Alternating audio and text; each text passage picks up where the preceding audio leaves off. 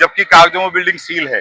अच्छा। उसमें बेसमेंट में मूवी हॉल चल रहा है, ग्राउंड फ्लोर पे एक अस्पताल चल रहा है जिसका की लाइसेंस आज की तारीख तक नहीं है। फर्स्ट बिल्डिंग बना ली है, उसके नीचे दुकान है, उसके ऊपर इनका होटल बना हुआ है। 211 गज की जमीन है, 311 गज का नक्शा पास है। और जब 211 गज है तो ना इन्होंने एफआईआर किया, ना म्यूटेशन कराया और पूरी बिल्डिंग बना ली। और पूरी बिल्डिंग अवैध तरीके से बनी हुई है, ना ही आज तक मानचित्र निरस्त हुआ है, ना ही बिल्डिंग ध्वस्त हुई है, जबकि कागजों में ध्वस्तीकरण के आदेश 2 बार हो चुके हैं। और लखनऊ में भी वो झूठी कई लोगों की शिकायत कर चुका है, वो भी फर्जी पाई गई हैं। और इसके अलावा भी इसके ऊपर कई और गंभीर धाराओं में प्रदेश में मुकदमे दर्ज हैं। मतलब कोई उसके खिलाफ आवाज उठाने की कोशिश करता है तो वो इस तरीके की कार्रवाई करके उसे दबाने की कोशिश करता है। हाँ, निश्चित रूप से ये पैसे का लेन देन करके दबाव बनाता है। इस तरीके की चीजें हो रही है और कानपुर में आप देख रहे होंगे बहुत सी बिल्डिंग सील है, इसके बाद भी उनका निर्माण हो रहा है। निर्माण होने की वजह क्या है आप समझ ही सकते हैं कि किस तरीके से अधिकारी और बिल्डर की आपसी साठगांठ है। साठगांठ कौन कराते हैं? वही गांधी जी करा देते हैं, साठगांठ वही कराते हैं। और आपका भी यही आरोप है कि कहीं ना कहीं कुछ ना कुछ साठगांठ करके पैसे लेके इस तरह की जो गतिविधियां हैं उनको संचालित कराए जाते हैं।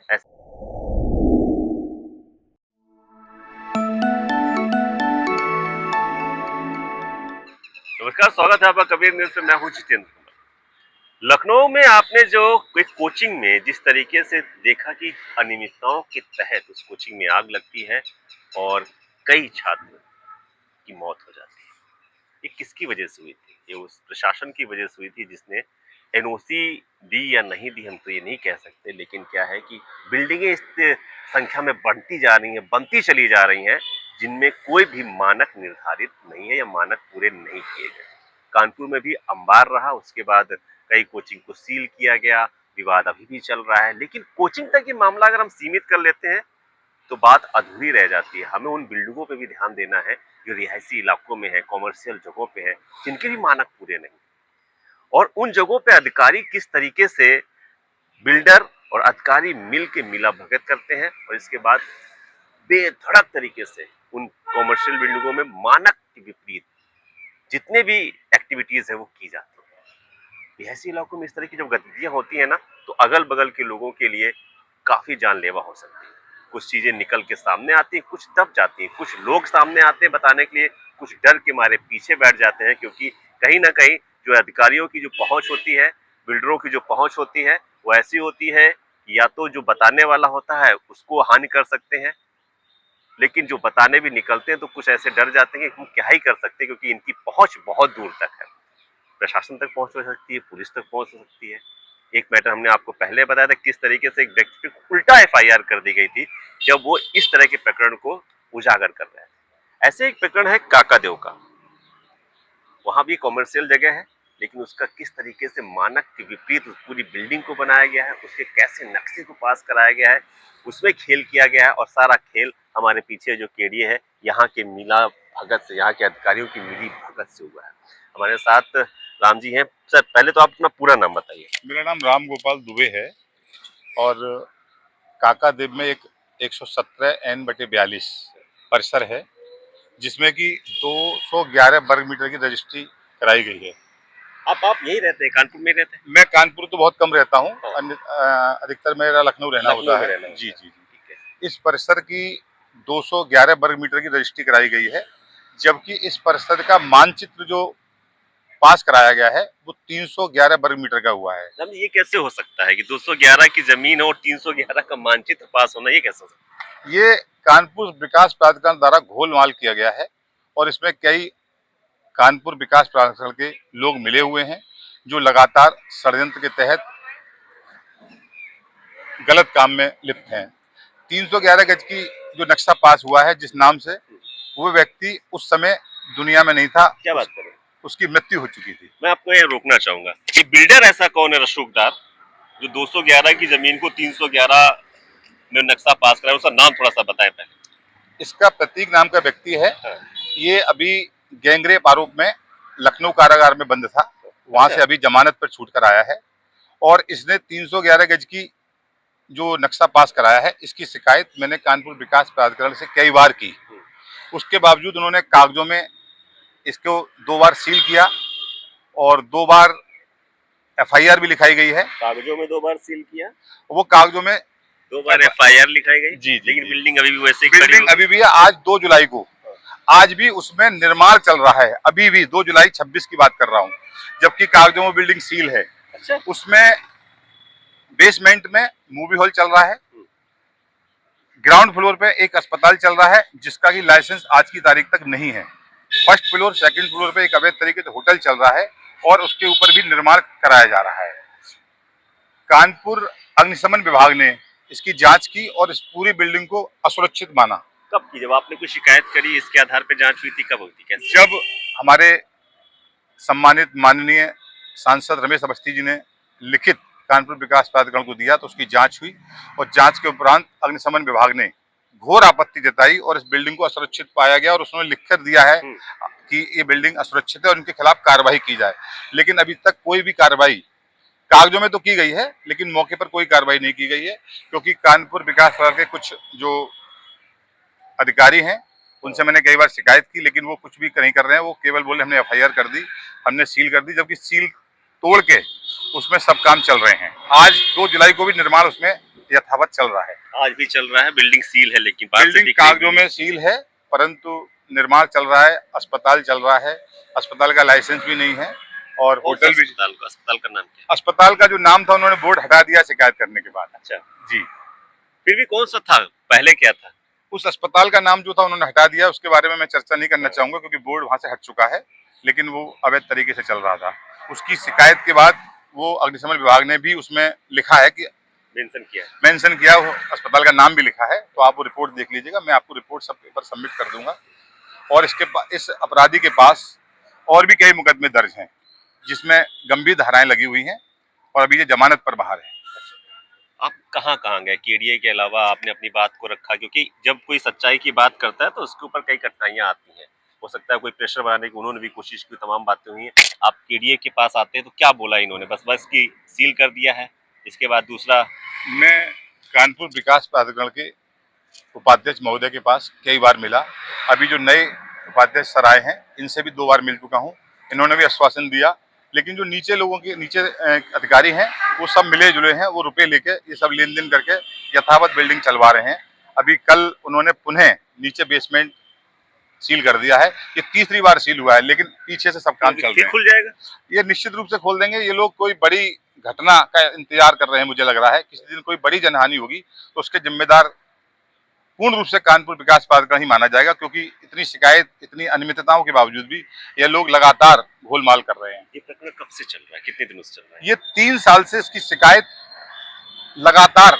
एक महेश शर्मा है, इन्होंने उस व्यक्ति को मारा जो विकलांग है, उसने मुख्यमंत्री के यहाँ आत्मदाह करने तक की कोशिश की, उसके बावजूद भी इन्होंने कागजों में सील कर दिया, एफआईआर लिख दी। मारने की वजह क्या रही थी?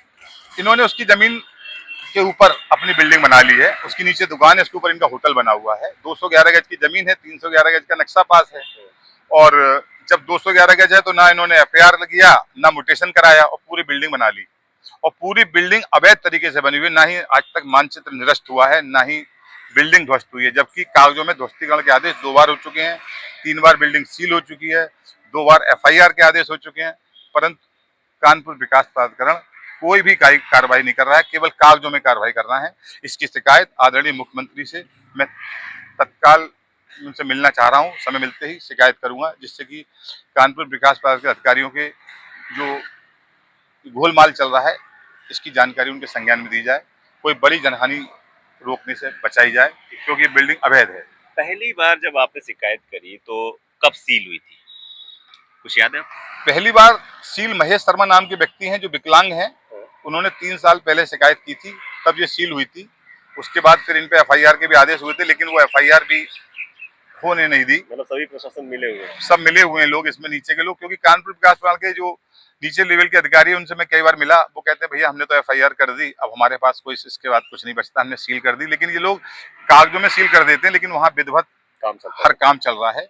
ये किसी बड़ी जनहानि का इंतजार कर रहे हैं। मुझे ध्वस्तीकरण का क्या रहता है? ध्वस्तीकरण में 1 जुलाई की तारीख पड़ी थी, उसके बावजूद भी वहां तो निर्माण चल रहा है आज की तारीख में, अभी भी चल रहा है निर्माण, अभी भी चल रहा है? यस, 100% चल रहा है। अभी भी निर्माण चल रहा है। आज जो जिस बिल्डिंग को ध्वस्त होना था उसका निर्माण चल रहा है, और वजह क्या है कि ये जो हमारे पीछे विकास प्राधिकरण है उसके अधिकारियों का घालमेल। ये बिल्कुल सच है सर। बिना कानपुर विकास प्राधिकरण के अधिकारियों के बिना मेल जोल के ये बिल्डिंग कैसे बना सकता है कोई व्यक्ति। आज छोटे से परिसर कोई बनाता है तो केडीए सील कर देता है, ये तो कागजों में सील है, एफआईआर है, ध्वस्तीकरण के आदेश 2 साल पहले भी हो चुके हैं, मेरे पास सब रिटन डॉक्यूमेंट्स हैं। अग्निशमन विभाग ने घोर आपत्ति जताई है और उन्होंने लिख के दिया है कि इसमें अनियमितताएं हैं, ये बिल्डिंग पूर्ण रूप से असुरक्षित है और इस पर कार्रवाई की जाए। उसके बावजूद भी कोई कार्रवाई अभी तक नहीं हुई है। कुछ भी नहीं हो रहा है। कुछ नहीं हो रहा है, केवल कागजों में बिल्डर खेल क्या हो रहा जो है। बिल्डर जो है या जो उसका मालिक है क्या बहुत रसूखदार है? हाँ, वो 100% रसूखदार है। बिना रसूख के ये काम मुझे नहीं लगता कि हो सकता है। क्या सब पॉलिटिकल रसूखदार है या नहीं, पैसे से इतना ज्यादा अमीर है कि वो सबको पैसे- खरीदने की ताकत रखता है, प्रशासन को, पुलिस को खरीदने की ताकत? वो पैसे से बहुत अमीर है और इसीलिए वो पैसे का लेन देन करके ही अपने आप को बचाए रखा है। ऐसी इसने 2 बिल्डिंगें लखनऊ में भी बना रखी हैं अवैध, उसको भी मुख्यमंत्री जी संज्ञान में ले रहे हैं और ये कोचिंग चला रहा है लखनऊ और कानपुर में। और किसी दिन बड़ी घटना होगी तभी प्रशासन सजग हो पाएगा। कोचिंग भी चलाता है? हाँ, लखनऊ कोचिंग, में? हाँ, लखनऊ में कोचिंग चलाता है और बीएसएल के नाम से इसकी कोचिंग चलती है। अभी गैंग रेप आरोप में जेल से आया है बाहर। British school of language. अच्छा, ब्रिटिश स्कूल ऑफ लैंग्वेज जो है वो लखनऊ में यही व्यक्ति चला रहा है, प्रतीक नाम का ही व्यक्ति चला रहा जी। है। और ये गैंगरेप वाला क्या मैटर है? कुछ ये गैंग रेप आरोप में जेल गया था, अभी जमानत पे बाहर है और बड़ी गंभीर धाराओं में इसके ऊपर दर्ज किसने मुकदमे। आरोप लगाया था? इसके यहाँ पर एक कोई कार्य करती थी महिला, उसी ने आरोप लगाया है और उसी में गंभीर धाराओं में इसके ऊपर चार्जशीट भी दाखिल हो चुकी है माननीय न्यायालय में और शीघ्र ही न्यायालय इसमें संज्ञान लेगा और कड़ी से कड़ी सजा इसको मिलेगी, क्योंकि ये खिलवाड़ लोगों के जीवन से कर रहा है। और मैं तो कानपुर विकास प्राधिकरण से हाथ जोड़ कर निवेदन करना चाहता हूं कि इस अवैध निर्माण को अतिशीघ्र ध्वस्त करें या सच्चाई है उसको संज्ञान में लें। इतना पावरफुल आदमी है, रसूखदार आदमी है, हर जगह उसकी पहुंच है, आपको डर नहीं लग रहा है? नहीं, डर नहीं लग रहा। वो तो लोगों के खिलाफ, कई लोगों के खिलाफ फिरौती की भी शिकायत करता रहता है। उसने आज से 2 साल पहले डिप्टी डायरेक्टर एक्सपोर्ट भारत सरकार, उनके खिलाफ भी 50 लाख की फिरौती की शिकायत की थी और लखनऊ में भी वो झूठी कई लोगों की शिकायत कर चुका है, वो भी फर्जी पाई गई हैं। और इसके अलावा भी इसके ऊपर कई और गंभीर धाराओं में प्रदेश में मुकदमे दर्ज हैं। मतलब कोई उसके खिलाफ आवाज उठाने की कोशिश करता है तो वो इस तरीके की कार्रवाई करके उसे दबाने की कोशिश करता है। हाँ, निश्चित रूप से ये पैसे का लेन देन करके दबाव बनाता है और कुछ अधिकारियों से लेन देन करके साठगांठ करता है और ये लिप्त है गलत कामों में। इसकी जांच कराई जाए तो दूध का दूध और पानी का पानी हो जाएगा। व्यक्ति की भी जांच कराई जाए और बिल्डिंग को सघन जांच की बहुत आवश्यकता है। अगर अधिकारी चाहें तो उसमें बहुत से अनियमितता है, जो सील तो हो ही गई है, मतलब बिल्डिंग ध्वस्तीकरण मांग रही पूरी तरीके से। जब परिसर 211 गज की रजिस्ट्री है और 311 गज का नक्शा पास कैसे हो सकता है? क्या मृतक व्यक्ति भी नक्शा पास कराने आ सकता है? 428 ये 420 ही है और जो 311 गज जगह थी उसमें से 100 गज जगह तो 3 साल पहले या 10 साल पहले बिक चुकी है। वो भी अच्छा। वो हाँ, इसके पास तो 211 गज जगह है, रजिस्ट्री है उसकी मेरे पास और इसने 311 गज का नक्शा पास कराया है और मृतक व्यक्ति के नाम से कराया है। क्या मृतक व्यक्ति केडी आ गया? और जब कानपुर विकास प्राधिकरण को शिकायत की गई, आज तक संज्ञान में क्यों नहीं लिया? आज तक नक्शा या मानचित्र निरस्त क्यों नहीं किया गया? क्या ऐसी कौन सी कानपुर विकास प्राधिकरण की मजबूरी है कि वो उसको बचाए रखे हुए? और आज 2 जुलाई की तारीख में भी वो व्यक्ति अवैध निर्माण कर रहा है। कानपुर विकास प्राधिकरण को जब शिकायत की गई, सीएमओ कानपुर को शिकायत की गई तो सीएमओ ने जांच की तो उसमें अवैध रूप से हॉस्पिटल संचालित पाया गया, जिसमें कि सीएमओ कानपुर ने नोटिस दिया, उसमें भी रुपए लेन देन करके इसने गोलमाल करके उस जांच को बंद करा दिया। क्या कहा गया बाद में? एक हॉस्पिटल को जब नोटिस दिया, क्या कहा गया उसको? हॉस्पिटल को नोटिस दिया गया तो हॉस्पिटल ने सफाई दे दी कि इस बिल्डिंग से हमारा कोई लेना देना नहीं है, जबकि उस बिल्डिंग में उस अस्पताल का जो रजिस्टर्ड रेंट एग्रीमेंट है, जो कि रजिस्टर्ड है, वो भी मेरे पास है। आप कहो तो मैं आपको वो भी दिखा दूं कि उसमें रजिस्टर्ड ऑनलाइन पेमेंट गया है। हॉस्पिटल ने इसको पेमेंट जो है वो ऑनलाइन किया है रेंट का, जबकि हॉस्पिटल कह रहा है हमारा उससे कोई लेन देन नहीं है। तो ये रजिस्टर्ड एग्रीमेंट किस बात का है? रेंट एग्रीमेंट किस बात का है? ये खेल होते हैं, बड़े लोग किस तरह से खेल करते हैं, ये चीज समझने वाली बात। अभी उन्होंने रेंट एग्रीमेंट रजिस्टर्ड मेरे पास है, मैंने सीएमओ को दिखाया तो उन्होंने वहां नोटिस दे दिया और उसका जवाब उनसे लिखवा लिया और रुपए लेन देन करके सीएमओ कानपुर ने वो भी जांच बंद कर दी। सीएमओ के ऊपर भी आप आरोप लगा रहे हैं कि सीएमओ कानपुर ने जांच की, लेकिन उन्होंने वहां भी लेन देन करके इसको रफा दफा कर दिया, क्योंकि उन्होंने वहां से बोर्ड और जो वहां पे मेडिकल इंस्ट्रूमेंट थे वो सब हटा दिए और एक गोल बोल जवाब दे दिया, जिससे कि वो जांच खत्म हो गई। हॉस्पिटल भी बड़े रसूखदार आदमी का है, डॉक्टर का है। जी हाँ, ये मैं हॉस्पिटल, लेकिन समझ मैं गया। किसी का नाम नहीं लेना चाहता हूँ, क्योंकि ये मेरा विषय नहीं है। मेरा विषय केवल इतना है कि 211 वर्ग मीटर की जगह में 311 वर्ग मीटर का मानचित्र पास कैसे हुआ? यदि मानचित्र पास हो गया तो अभी तक निरस्त क्यों नहीं हुआ? उसके बाद जब कानपुर विकास प्राधिकरण उसे दोषी मान रहा है, एफआईआर लिखा दी और ध्वस्तीकरण के आदेश कर दिए, तो अभी तक ध्वस्त क्यों नहीं हुआ? मैं तो इसकी शिकायत माननीय मुख्यमंत्री से करने जा रहा हूँ। अतिशीघ्र उनसे समय मुझे मिल जाएगा और मुझे न्यायालय की शरण लेनी पड़ेगी तो मैं न्यायालय भी जाऊंगा, हाई कोर्ट जाऊंगा, सुप्रीम कोर्ट जाऊंगा, मगर मुझे न्याय चाहिए। इस तरीके से खिलवाड़ लोगों की जान से कब तक होगा? यदि कोई जनहानि हो गई तो क्या होगा? वहां अग्निशमन विभाग की कोई व्यवस्था नहीं है। अग्निशमन विभाग ने लिख के आपत्ति दर्ज कराई है, रिटन में है, उसमें लिखा है कि इसमें अवैध तरीके से मूवी हॉल चल रहा है, हॉस्पिटल चल रहा है, होटल चल रहा है, जिम चलाने का प्रयास है और निर्माण हो रहा है। तो ये सब बिना घोलमाल के कानपुर नहीं विकास के संभव ही नहीं है। मैं लिख के देता हूँ, आज छोटा सा कोई व्यक्ति निर्माण करता है तो केडीए के अधिकारी जाकर तुरंत उसको सील कर देते हैं। ये बिल्डिंग तो सील है कागजों में, इसके बाद ही बन रही उसके है। बावजूद लगातार बन रही है। ये चीजें आज 2 जुलाई की तारीख में भी निर्माण चल रहा है वहाँ। आज भी निर्माण 2026 की बात कर रहा हूँ, आज भी निर्माण चल रहा है। इस तरीके की चीजें हो रही है और कानपुर में आप देख रहे होंगे बहुत सी बिल्डिंग सील है, इसके बाद भी उनका निर्माण हो रहा है। निर्माण होने की वजह क्या है? आप समझ ही सकते हैं कि किस तरीके से अधिकारी और बिल्डर की आपसी साठगांठ है। साठगांठ कौन कराते हैं? वही गांधी जी करा देते हैं साठगांठ, वही कराते हैं। और आपका भी यही आरोप है कि कहीं ना कहीं कुछ ना कुछ साठगांठ करके पैसे लेके इस तरह की जो गतिविधियां हैं उनको संचालित कराए जाते हैं। ऐसे बिल्डरों के दम को बढ़ाया जाता है, इनकी ताकत को बढ़ाया जाता है, इनके हौसलों को बढ़ाया जाता है और कहा जाता है, और शायद जब सील करते होंगे तो खुद ही रास्ता भी बताते होंगे कि इस तरह से कर लेना चाहिए। हाँ, जब सीएमओ साहब ने जांच की और उन्होंने नोटिस इशू किया, वो नोटिस भी मेरे पास है और उस नोटिस का जवाब भी मेरे पास है। सीएमओ साहब ने जवाब बनवा लिया, वहां भी पैसे का लेन देन करके रफा दफा कर दिया गया। मेरे पास दोनों, एक हॉस्पिटल का लाइसेंस एक है, लेकिन बिल्डिंग 2 चल रही हैं, लेकिन वो भी रफा दफा हो गया पैसे का लेन देन करके। जबकि अग्निशमन विभाग ने मौके पर जांच की तो उसमें हॉस्पिटल चलता पाया गया था। कैसे कैसे करते हैं ये लोग खेल? किस तरीके से इनके हौसले बढ़े हुए हैं? इनको किसी की जान की परवाह नहीं है, ना ना वहां के रहने वालों, अपनी बिल्डिंग में रहने वालों की परवाह है, ना अगल बगल के लोगों की परवाह है। ये सिर्फ सौदेबाजी करते हैं, ये सिर्फ कमाई जानते हैं, ये सिर्फ पैसे के रंग को समझते हैं, ये सिर्फ पैसे के दम पे अपने आप को आगे बढ़ाना चाहते हैं। ऐसे बिल्डर्स और इस तरीके के अधिकारियों की जो साठगांठ होती है, इनको अगर आप भी उजागर करना चाहते हैं और आप जैसा हौसला रखते हैं तो आप लोग भी आगे आइए, बताइए आगे कि कहाँ पर क्या क्या अनियमितताएं हैं। हम सब आपके साथ हैं और पोल खुलनी चाहिए, लोगों की जान बचनी चाहिए। शुक्रिया हमसे बात करने के लिए, रमजी, बहुत थैंक यू, थैंक यू।